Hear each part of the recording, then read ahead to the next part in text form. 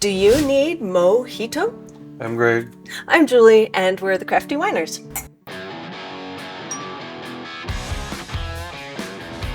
I know that was very cheesy, I know. But today we are making a new seltzer that we actually haven't done before. So this is a little bit of an experiment, and you can see I have a giant bowl of mint here, so that might give you an idea of what we're doing. We'll put up a picture of the garden space that has the mint in it. Yeah, The mint took over this garden space that was supposed to be mint and strawberries. Well, and it's yes. just mint. So, yeah, funny story. I planted one mojito plant. Does mojito grow Hey, on plants? a mojito plant. That's a good If you idea. came up with that, you'd make some money. It's got rum in it and everything. That's great. No, so I planted one peppermint plant last year. And at the end of the year, just like with the tomatoes and everything else, I clear it all out. There was nothing left of it. I did not realize that mint is perennial and it comes back on its own. And boy, does it come back on its own, because it's like a weed. It took over everything. It's an 8x4 garden planter thing, and nothing else will fit in it. I've got one basil plant in there. I'm surprised it still has battled against this stuff. This is like growing weeds. You cannot kill peppermint, apparently. So it's very hardy. When you have too much of something, make alcohol out of it. That's what we did with the tomatoes last year. Yep. So this is the first of many mint things we're going to be making, I think. So I prepped most of this ahead of time just because, for this Take a long time. It's kind of time involved, but I did leave some undone here. And what I'm going to do is, first I'm going to spray all this stuff with Star Sarin. It has been washed in the dishwasher, but just out of being careful. Can we see everything here? And this is freshly picked. It hasn't been washed or anything yet. No, it has been washed. Well, this has been washed. So that's the next step. This has not been washed yet. So you don't be afraid of using the stems, but I am not using the thick, the main stem, because it's like hard to cut and stuff. But these scrawny little stems like this, they're fine. They have a lot of flavor in them. So just pick this stuff off, put it in your colander, or whatever you want to wash it in. And we'll probably just speed through this process. Sounds like a good idea. Okay, so I have all of that stripped off the main stem, and I'm going to go wash it real quick, and then I'll be back. Okay. So then I'm just going to give it a rough chop. Smells really good. Smells like mint. Okay, thank you. You don't have to be gentle about this, just kind of chop it up.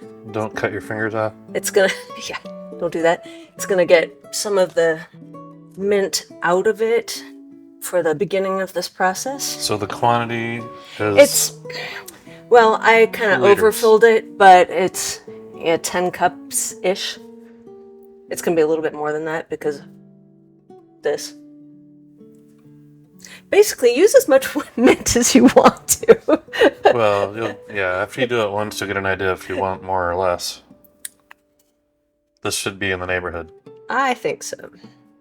And then we have a secret weapon if it's not. Yes, we do. If it's too much, then I'm not sure what you do, but you can add more. I don't think it's going to be too much, but just because of the fermenting process. Watch, it won't do that with mint. It usually takes out some of the flavor. So then what we're going to do is we are going to put this in a brewer's bag. You don't technically have to put it inside a bag, but this would make a pretty big mess. It'd be kind of hard to get all the leaves back out. You'd have to strain it for sure. That is a hefty amount of... And we're going to put up a picture of my garden with the mint before I started picking it. I could have waited until after I started picking it because it looks exactly the same. All this mint, it still looks like I have the same amount of mint. We can do 1,500 more batches. So we are going to use our handy dandy little, what do you call this thing? Hot plate? Induction hot plate. Linked in the description below. Yep. It's very nice for doing stuff like this, where you guys need to see it. Obviously, this can be done on the stovetop, but you wouldn't be able to see us doing it on the stovetop as easily. So I put the bag of mint in here, and then I'm going to not completely fill this with water, but close to the top, because I'm going to take it to a boil. So you don't want it boiling over. Some of the water is going to evaporate, so we'll find out how much water we have when we transfer this to the fermenting. What are we using? A big mouth bubbler? Yeah, with that bag? Yeah. Yeah. So I've got a couple open ones there. So this cooking process, boiling process, this is different than pasteurization. You actually do want to boil it because we're basically making tea. Yeah, you're wanting the flavor And out of the... using the tea as our seltzer base, which is basically just water, but it's going to be good tasting water. And it also... It's going to be like brushing your teeth. Yeah. And it also will, at the same time, kill any wild yeast and bacteria that are on this from growing in my garden. Are you going to measure it? Oh, well, we'll measure it when we bring it out, right? This wasn't a full gallon. Okay. Is that... We'll lose some of this while it's steaming. We'll find out how much we have when we transfer it. It's probably good. That's going to be probably, I'm just guessing, it's probably about 1 1/3 gallons of water. So then you can operate this thing. I don't know how it works. What temperature do you want it to be? Well, what's... Something over 220? 220 is boiling. So yeah, just a little over 220. How about 375? Wow, well, okay, that works. That's what it suggested. That's medium high. Okay. We won't make you sit here until this boils, but we're going to sit here until this boils. Okay, our mint tea is complete. And it smells really good. It's very hot right now. Very hot. It's going to end up going into here so that we have room for our bag. Here being a little big mouth bubbler that's got the gallon mark is here, so we should have enough room for the mint, I believe. Yeah. It'll be really close. But it's way too hot. It could shatter this. So we need to let it cool down, and we'll have to let it cool down before we go to the next step. So you want it to be down to probably below 90 degrees before you put it into any kind of glass container. We let it cool down for a little while in a fridge. Really wasn't for very long, but we are on a schedule, and we would actually like it to be hot because it's going to help the sugar melt. Yeah. So here's what we're going to do. We're going to take the bag out and put it into our big mouth bubbler, preferably without not a whole lot of water to mess us up on our measurements. Yeah. And then a ton of water. So taking the bag out lets us make sure that we still have a gallon of the liquid. Careful. And it is hot, but not hot enough to burn anybody or anything. We do have sugar to go into that. Oh yeah, Let's we do. Leave a little bit of headroom. Get my batch note back out. I've taken this back down to 3/4 of a gallon, so we have room for our sugar. Okay, so the hot liquid is going to mess with the hydrometer. Yeah, it will. And we have a tool on our craftywiners.com/tools page that will allow us to adjust for the temperature, but we have to know what the temperature is. If you have a glass hydrometer, I would really be careful about putting really hot liquid in there. This is plastic. So she's going to go ahead and use our tool first to figure out how much sugar we need to put in here. Oh, wrong one. Wrong sugar. To calculate sugar to add to must. Yes. And we want this to be 7%. So it's going to be 22, or it's going to be 20.5, I am guessing. The same as all of our other seltzers. 20.5. 20.5. Yep. How did I know? I don't know. Maybe we've done this before. Okay, 20.5 ounces of sugar. It's going to go into our warm water. Won't have any trouble mixing this one up. No. And then I'll go ahead and top this off to 128. We might have some tea left over. Bet you this tea tastes really good right now. Oh, I bet. Sweet mint tea. Mm-hmm.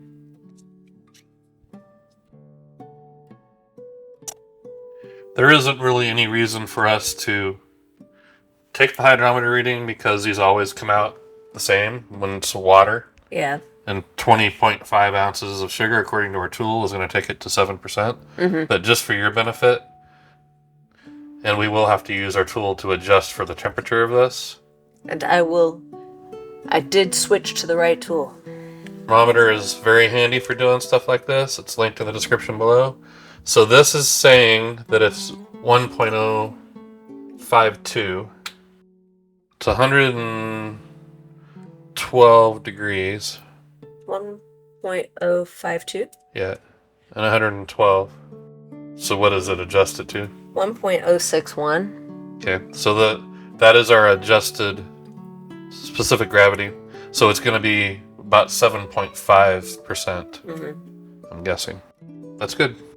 So 111 degrees is still too hot for our yeast for sure, but we can go ahead and do our other ingredients.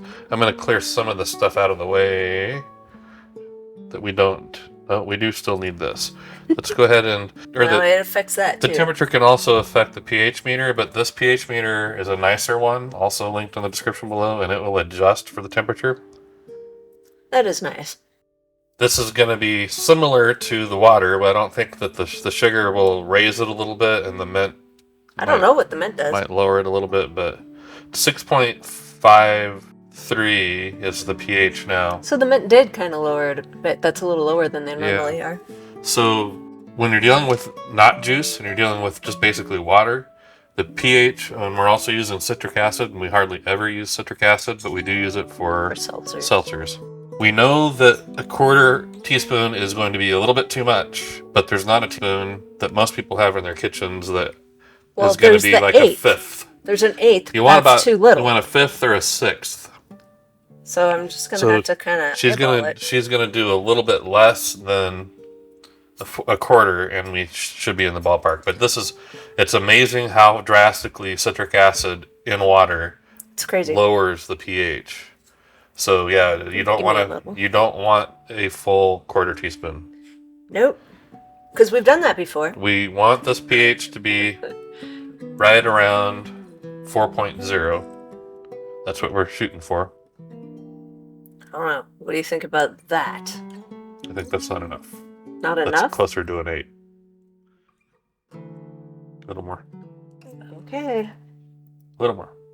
Okay, you're getting way too close to an actual... Oh, you're not changing it. I am changing it. That's almost a full. Oh. Oops. No, because... Not anymore. it's rounded, so... I'm comfortable with that. Okay, well, I'm blaming you if it goes down to 3. You would anyway, so...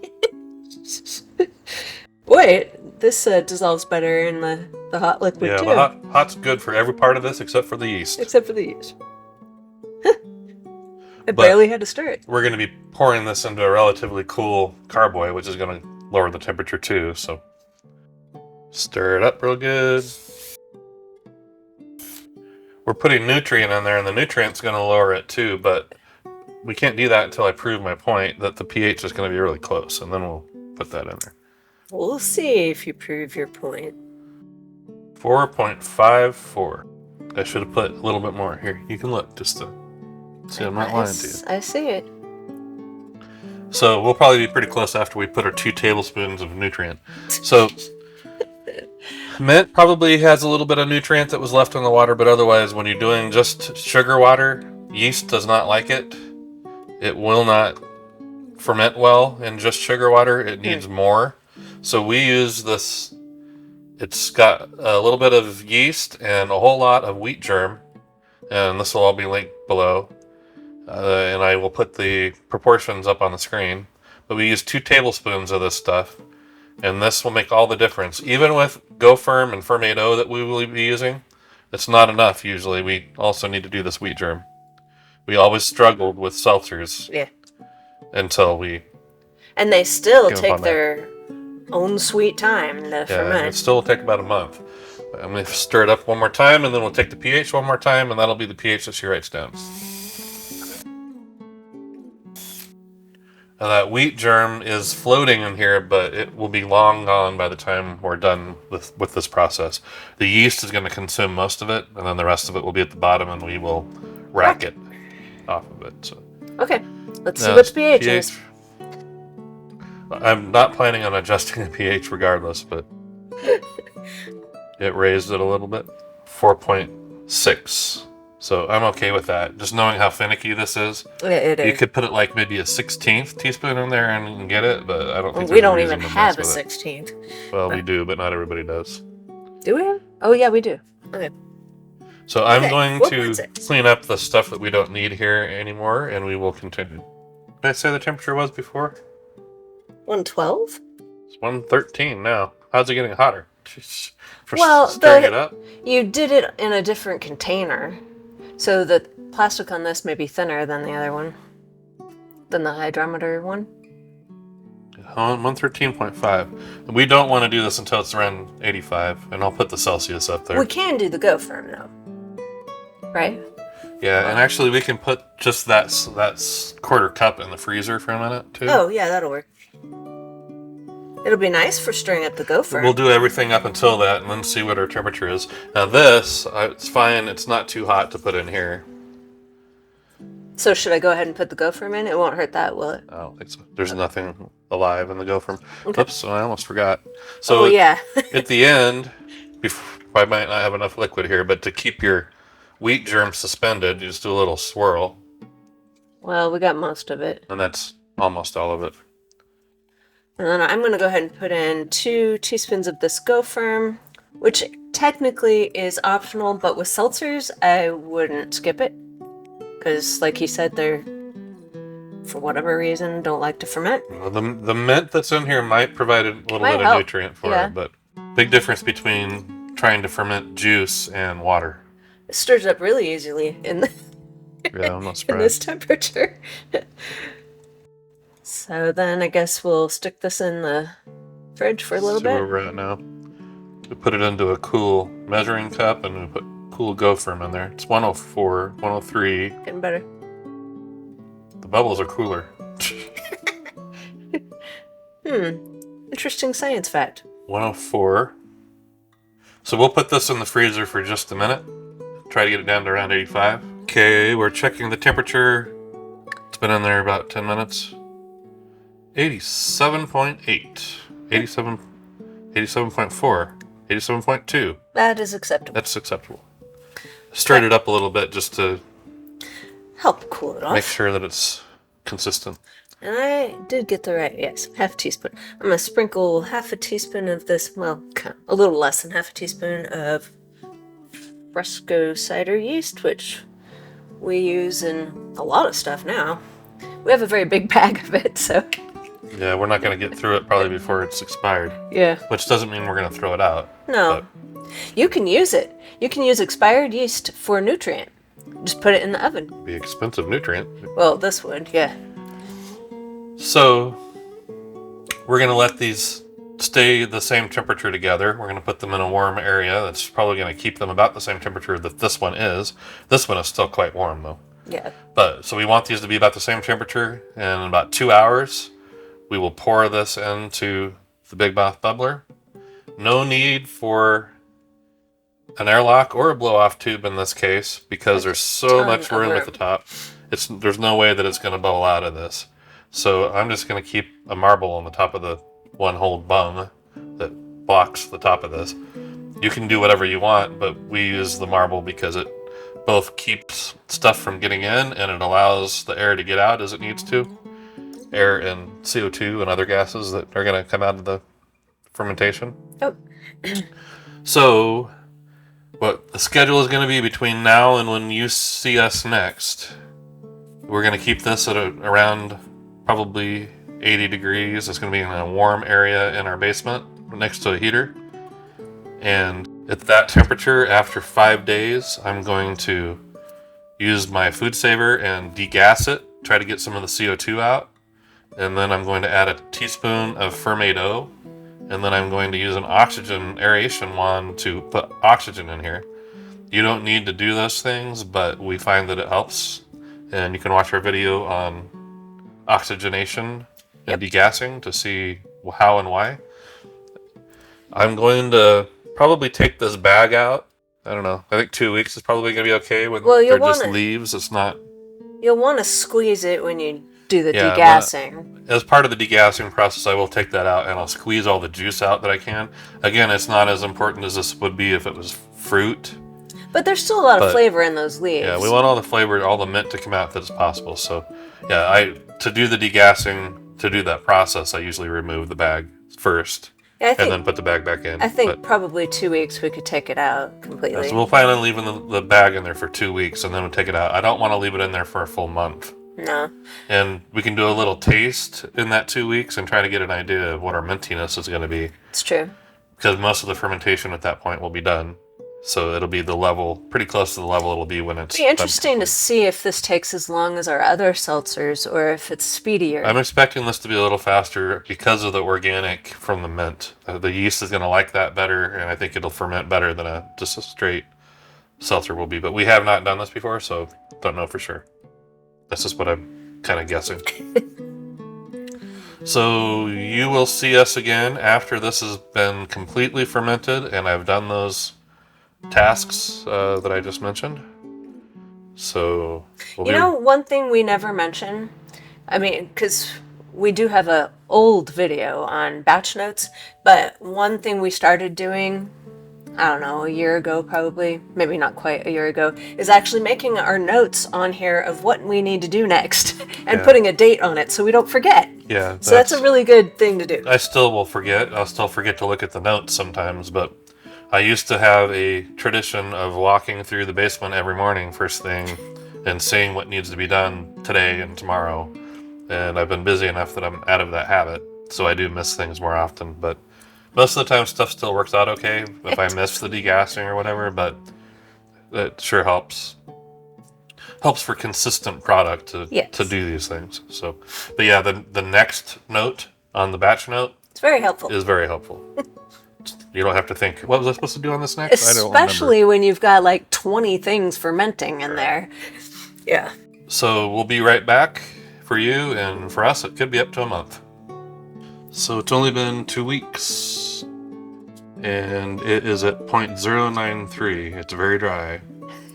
It was actually 5 days ago, it was at 0.093. So remember how we said that it would take a month to ferment? I don't remember that because I'm cutting that. So after 9 days, it was 0.093. This is one of the fastest seltzer fermentations we've ever had.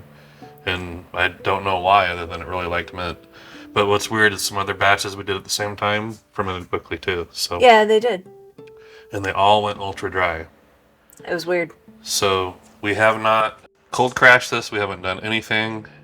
Except I took the bag out. I did all the things that I said I was going to do. I degassed it, aerated it, squeezed the bag twice. And right after I took the bag out, this was had a lot of sediment floating in it.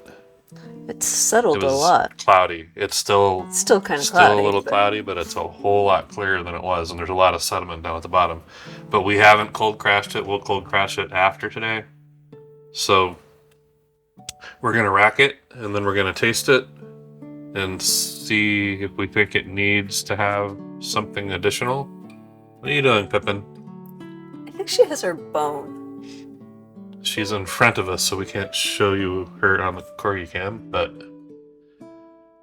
she's wreaking havoc. I don't know what she had. I can't see it. So we are going to do this without talking so that we can scream right through it. And then we will continue the racking process. Okay, at the end, I tip this a little bit to get as much of the liquid as I can without any of the lees. We did pretty good. It's almost a little too much, maybe. Yeah.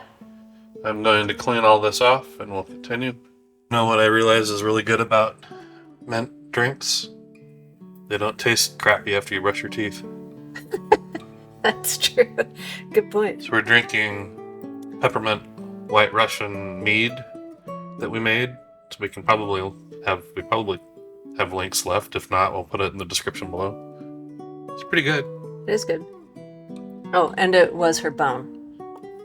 By the way, she brought it over to us. Thanks for showing us.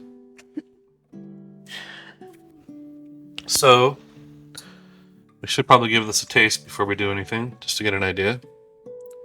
And probably take the pH. Didn't get the sucky thing or the pH meter. Wow, you're slacking today. I know. But Julie was looking over the batch note, and we had kind of a mystery that I forgot about. Yeah. Until she reread it. So this was pasteurized mint that we put in here. Even more than pasteurized. We boiled it to make the tea. Yeah, so it was extra. Ultra heated. Yeah.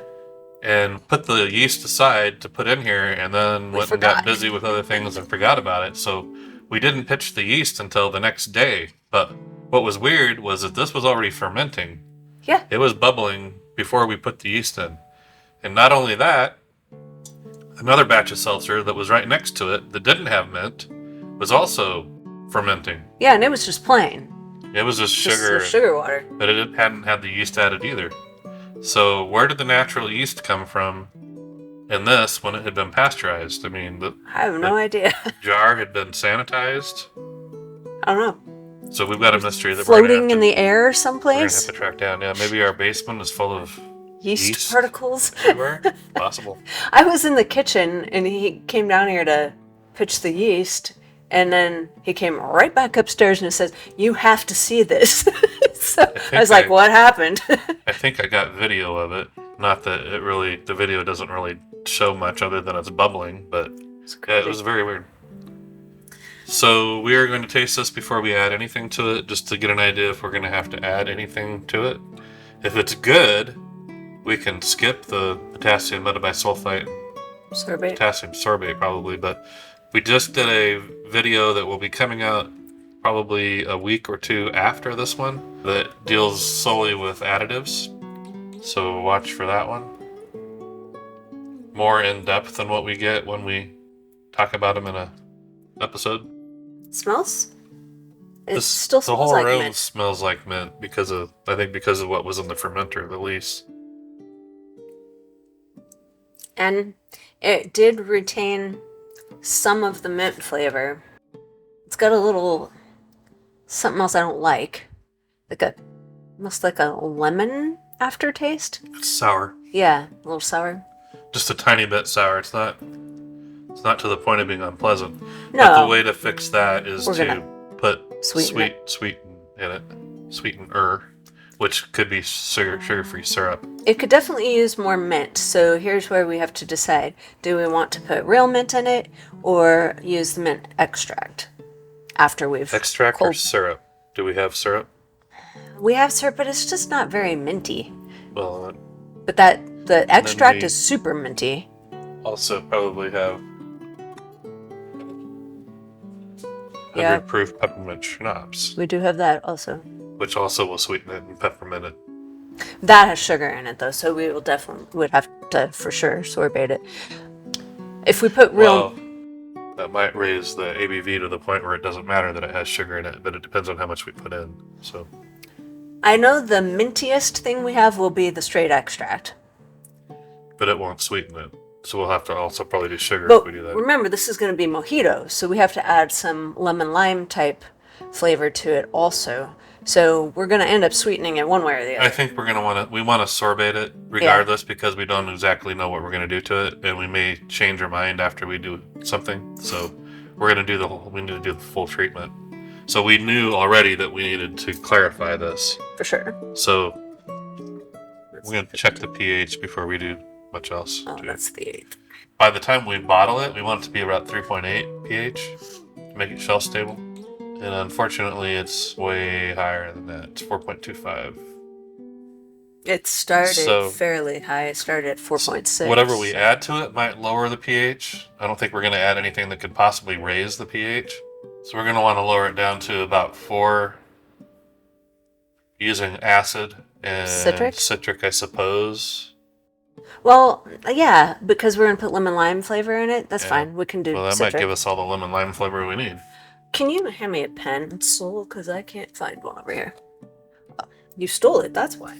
So you said 4.25? 4.25. Probably we'll start with an 1/8 teaspoon of citric. Citric seems to lower it really fast. Especially in the seltzer.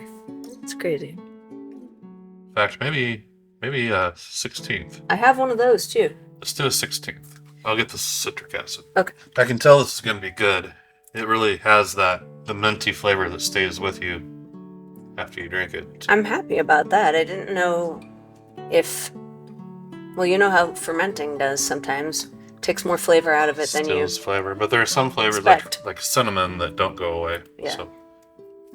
Okay, While we're doing this, or kind of at the same time, we can be doing the queso. So we want the queso and Cheetos in. If you... I guess you have to wait for the video to come out unless you're watching this after the fact. Work against each other. One clears positive particles and one clears negative particles, and you don't want to put them in at the same time or they can kind of counteract each other. So when we're not doing this on video, we try to give the queso at least an hour to work by itself before we add the Cheetos in. But when we're videoing, we don't have that luxury. So we'll be putting it in here very shortly, but we'll work with the pH and let this sit here while we're doing the pH at least. Give it a few minutes that way. Yeah, I think I'm going to grab a real spoon. Okay. There are some larger floaties in here right now. It's mint, I think. It also could be part of the nutrient, wheat germ or something, but I think it's mint. I think it's mint. Because it looks real similar to what I washed out of the brew bag. That should be fine. Cold crashing should take it all down to the bottom. And a lot of sediment too. I know that this is fairly cloudy still, so after we cold crash this, there'll be probably quite a bit of sediment at the bottom again, which also will change the flavor a little. And will probably change the pH. So, but we're not trying to get down to 3.8 at all now. We're just trying to get it more in the neighborhood. And the reason we do that is because some of the acid is going to drop to the bottom during cold crash. And we want that because that will leave whatever the pH is that's in the liquid will be what it's going to probably stay at for a while. That didn't drop it very much. It's 4.2. Well, my goodness. So let's go ahead and do the whole quarter. Watch, that's the one I don't have. Nope, I have one. A whole quarter or an eighth? Quarter. Okay.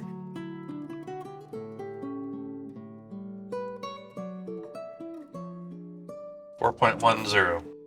So we probably want another quarter. It's gonna be lemony.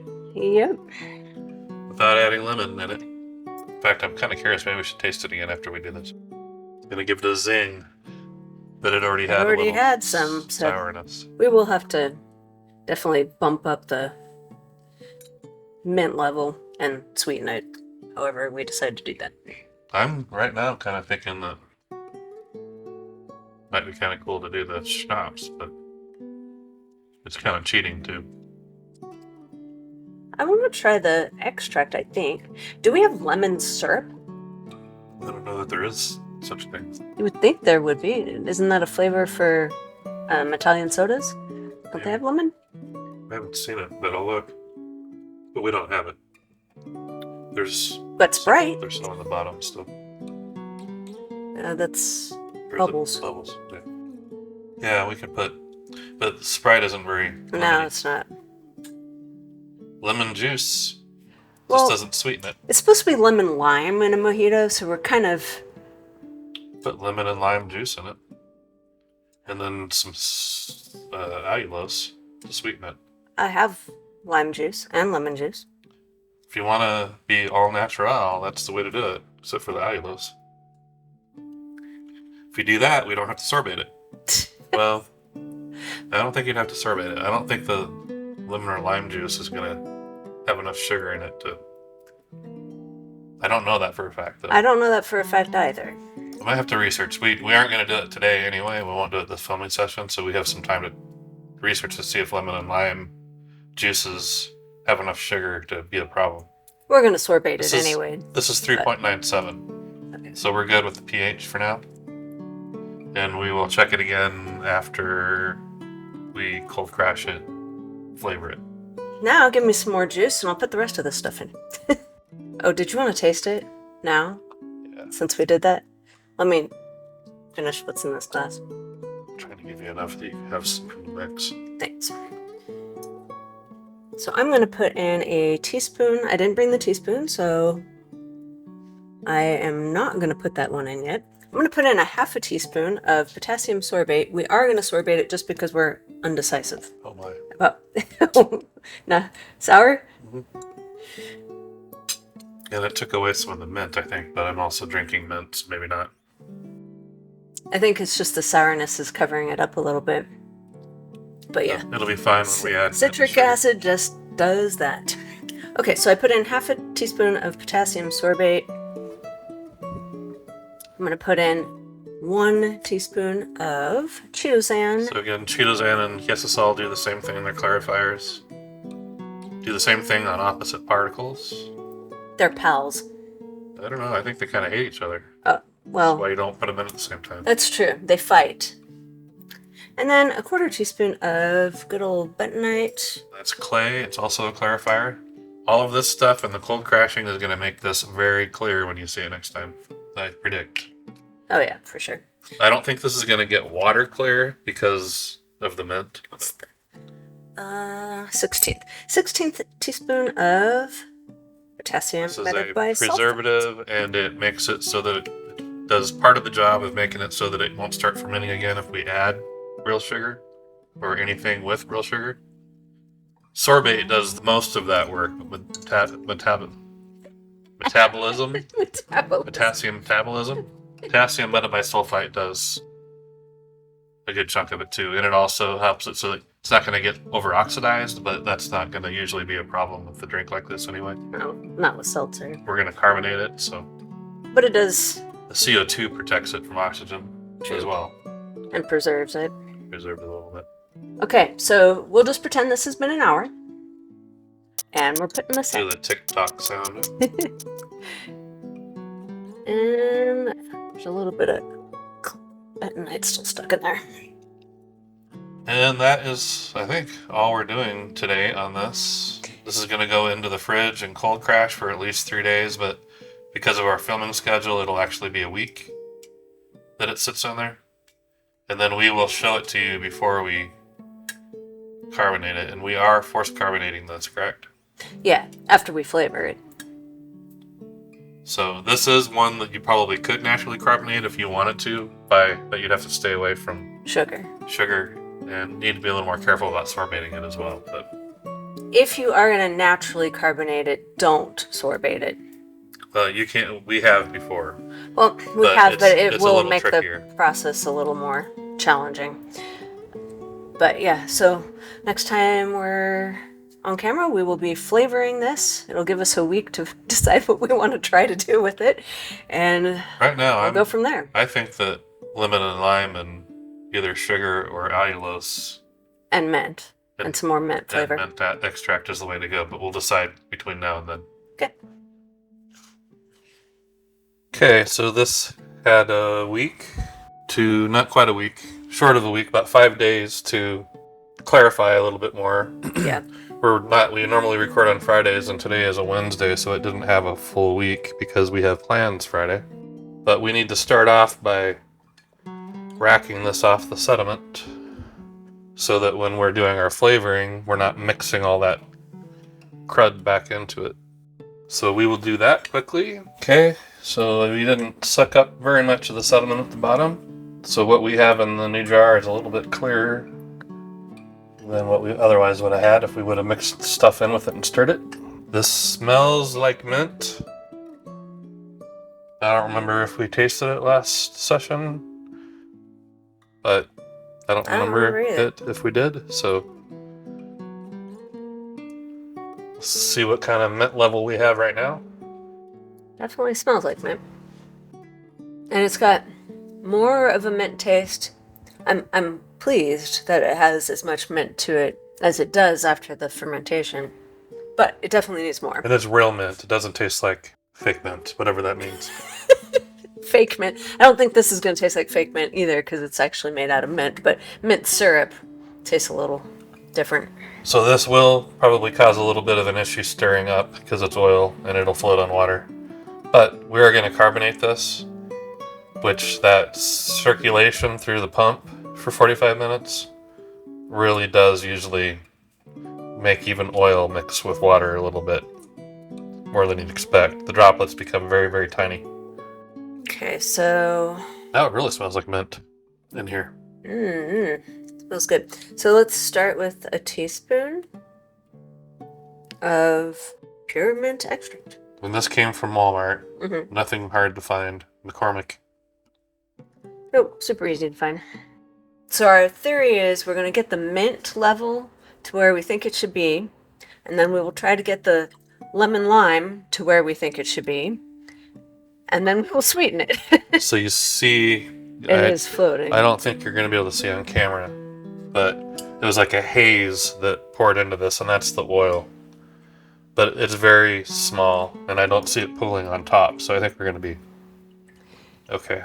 It may be less oil-based than some of those ones we bought early on. Yeah, we've had really a hard time with other oil-based extracts. Habanero one, that just beads of habanero floating on top. Orange oil that floats on top, and you can never really get it to mix in well. And you don't want to get a big glob of habanero oil. Not real pleasant when you're not expecting it. Nope. Okay, so now we're going to see if we think this mint level is good. It sure smells more like mint. Use more? I think so. Especially, and we might even need to put more after we put these ingredients in because the tartness of that might... Another teaspoon? I don't see that that's going to be a problem. I will not complain about a little bit more mint. I like mint. This is dripping out of there, so this is a little more than a teaspoon. Slightly more, because it was dripping out of the bottle. Oh, well. I put this upside down to get the previous taste out of there so that it's not diluted. It's starting to smell like chewing gum. Double mint gum. Sorry, I need a second drink. I think maybe it still needs a little more. Do you? So what I'm noticing is it's starting to be noticeable that it needs sweetness. Well, it definitely will need sweetness. But I think we can afford one more. So should we put in the sweetener before we put in the lemon lime? I think so. Okay. We will do that then. Okay, again, it's a little bit more than a teaspoon because those are not pour spouts. No, they're not. Oh, it's leaking out on my hands. My hands are going to smell minty fresh. I got the jingle for double mint gum stuck in my head. I think we're shooting for this being maybe a little overly minty because we're going to be making it less so with sweetness and lemon lime. And the dominating flavor in a mojito is the mint. That's the thing that makes it. Okay, yeah. Now I think we can sweeten it. Or, your call. We can do... It's going to be hard to... We're going to have to do both of them, so... I think the sweetness might be good first, and then we'll add the lemon lime. And then we might need to sweeten a little bit more after the acid. So we found out in our last video that we did that warming up some of this liquid makes this dissolve a lot faster. And we're using stevia, which brand name is called Splenda. And its directions say 6 tablespoons equals a cup. I don't know that we'll need a whole cup, but we'll find out. We'll start with half a cup, which would be 3. Yeah. We don't want this to be we don't want it to be sweet. It just needs to be sweet-ish. Well, keep in mind that a real mojito is muddled mint and sugar, and then rum, and then lemon lime soda. So it is sweet, but it's not like Kool-Aid sweet. Right. Yeah. Okay, I'll go heat this up. So maybe a cup of sugar in the gallon instead of 2 cups that you'd normally put in regular Kool-Aid. That's half the sweetness. Yeah. So that'd be 6 tablespoons. 6. We're probably safe doing 6. Because we're going to be adding sour acid back into it. Yeah. Okay, I'll go heat this up. So she got this to around 90 degrees using our microwave and a infrared thermometer to check it. Yeah, this thing. That'll be linked in the description below. Those are handy as heck. You caught yourself. I know what you were going to say. So we're going to try 6 to start out with? Yeah. I think 6 is going to be sufficient myself, but we'll see. And of course, if you don't care about it being sugar-free, you can use real sugar, which is cheaper. But we like it to be lower in calorie. So then I will help her drink it. That is true. This is our part of our summer seltzer series. Hey, SSS, summer seltzer series.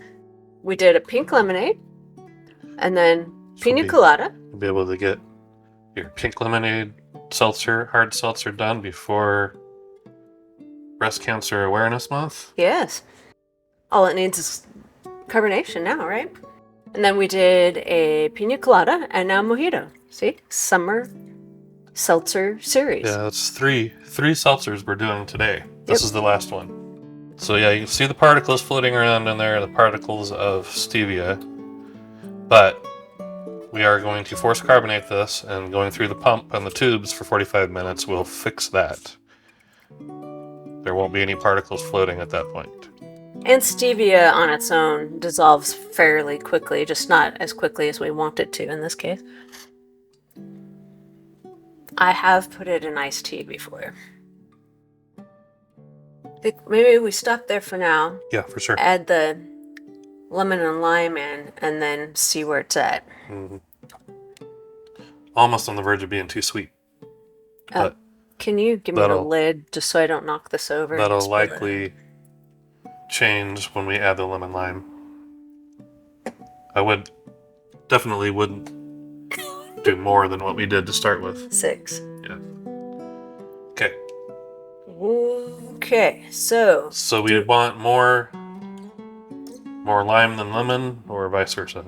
Lemon is a stronger flavor, so probably takes less, but put equal amounts in. You want to just start with a half teaspoon or a teaspoon?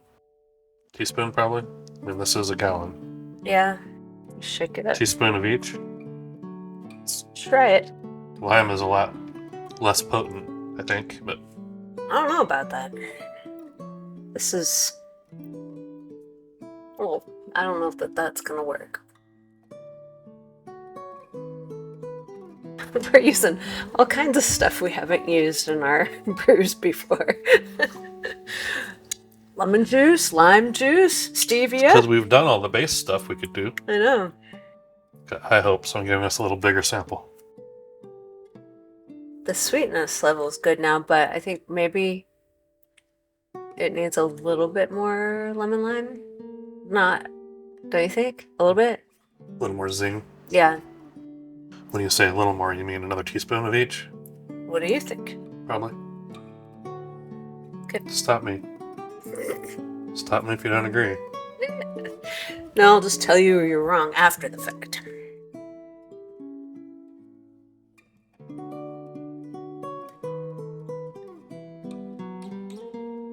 What? Penny for your thoughts. Well, I'm not as familiar with mojitos as you are, but I would say that I still can't really taste the lemon lime. But maybe it's enough. I can tell it's there, but it's not. I guess I was expecting a little bit more. But I don't. Well, I can't tell you the last time I drank a mojito. So think about the flavor of Sprite or 7-Up. Do you really get hit in the face with lemon lime? Not really. More than this.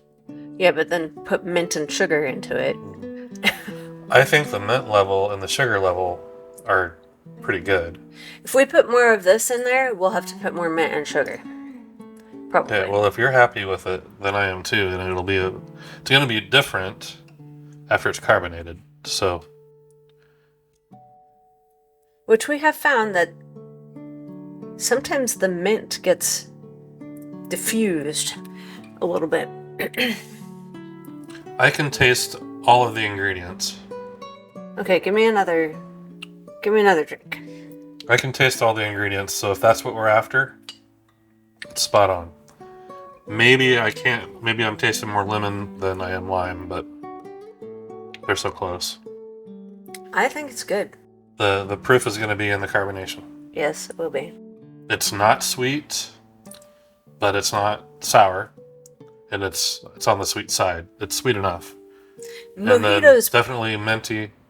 I think mojitos might be a little bit sweeter than this, but I like it. I like the sweetness level. So this is a good starting point. So what are our totals here? We put in 3 teaspoons of pure mint extract, 6 tablespoons of stevia, and 2 teaspoons of each of lime and lemon juice. And of course, we started with seltzer that was fermented with mint. Tea. Yeah.